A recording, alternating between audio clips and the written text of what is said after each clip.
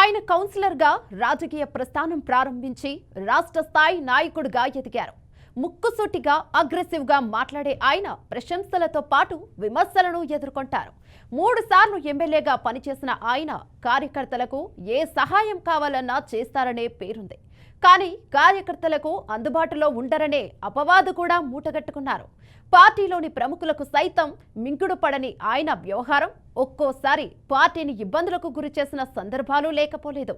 ఇంతకీ ఆ aggressive leader ఎవరో తెలియాలంటే ఈ స్టోరీ చూడాల్సిందే.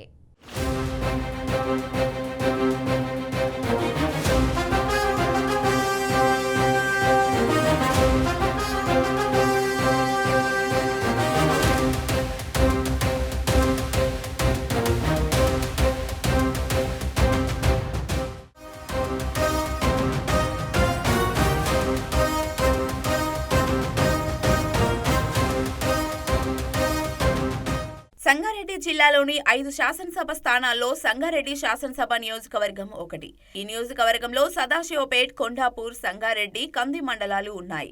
కాంగ్రెస్ కు కంచుకోటగా ఉన్న ఈ నియోజకవర్గానికి చెందిన రాజకీయ నాయకులలో తూర్పు జయప్రకాష్ రెడ్డి ఆలియాస్ జగ్గారెడ్డి ఒకరు. కంది మండలంలోని ఇంద్రకరణ్ గ్రామానికి చెందిన ఆయన కౌన్సిలర్ గా రాజకీయ ప్రస్థానం ప్రారంభించి మున్సిపల్ చైర్మన్ గా, ఎమ్మెల్యేగా, ప్రభుత్వ విప్ గా పదవులు నిర్వహించారు. ప్రస్తుతం తెలంగాణ కాంగ్రెస్ కమిటీకి వర్కింగ్ ప్రెసిడెంట్ గా ఉన్నారు. ఇక సంగారెడ్డి నియోజకవర్గానికి ఆయన 2004లో టీఆర్ఎస్ తరపున, 2009, 2018లో కాంగ్రెస్ తరపున గెలుపొంది 3 సార్లు ఎమ్మెల్యేగా ప్రాతినిధ్యం వహించారు.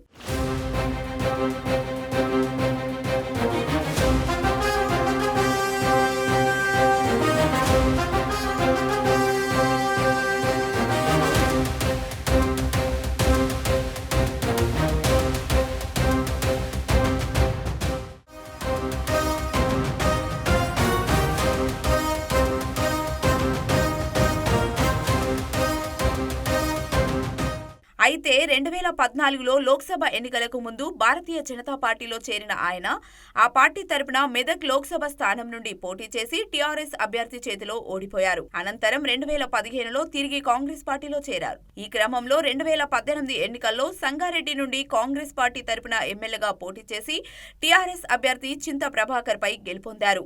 అయితే 2023లో జరిగిన ముందస్తు ఎన్నికల్లో సంగారెడ్డి నుండి పోటీ చేసి బీఆర్ఎస్ అభ్యర్థి చింత ప్రభాకర్ చేతిలో ఓటమి పాలయ్యారు. చింత ప్రభాకర్ 10,000 పైచిలుకు ఓట్ల మెజారిటీతో విజయం సాధించారు. అయితే రాష్ట్రంలో మాత్రం కాంగ్రెస్ పార్టీ అధికారంలోకి రావడంతో చింత ప్రభాకర్ నామమాత్రపు ఎమ్మెల్యేగా మారిపోయారనే టాక్ వినిపిస్తోంది.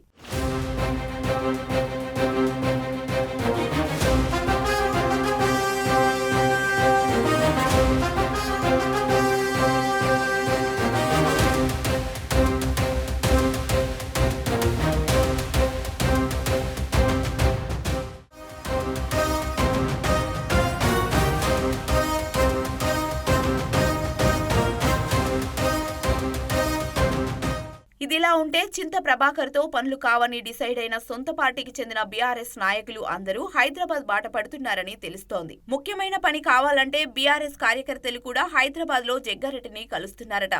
దీంతో రోడ్ల మరమ్మతుల నుంచి కాలనీలోని సమస్యల పరిష్కారం వరకు అన్నింటికీ జగ్గారెడ్డే దిక్కు అన్నట్లుగా పరిస్థితులు మారిపోయాయట. గతంలో జగ్గారెడ్డి సంగారెడ్డి ఎమ్మెల్యేగా 3 పర్యాయాలు పనిచేశారు. 2018 ఎన్నికల్లోనూ ఆయన విజయం సాధించారు. కానీ అప్పట్లో బీఆర్ఎస్ ప్రభుత్వం అధికారంలో ఉండడంతో ఆయన చాలా వరకు ప్రజా సమస్యలను నేరుగా తీర్చలేకపోయారట. అయితే తమ ప్రభుత్వం అధికారంలో లేకపోయినా అప్పటి మంత్రులు హరీష్, కేటీఆర్ దగ్గరకు వెళ్లి మరీ అత్యవసరమైన ప్రజా సమస్యలను పరిష్కరించడంలో చొరవ చూపించారని చెబుతుంటారు. కానీ మొన్న జరిగిన ఎన్నికల్లో మాత్రం జగ్గారెడ్డికి ఓటమి తప్పలేదు.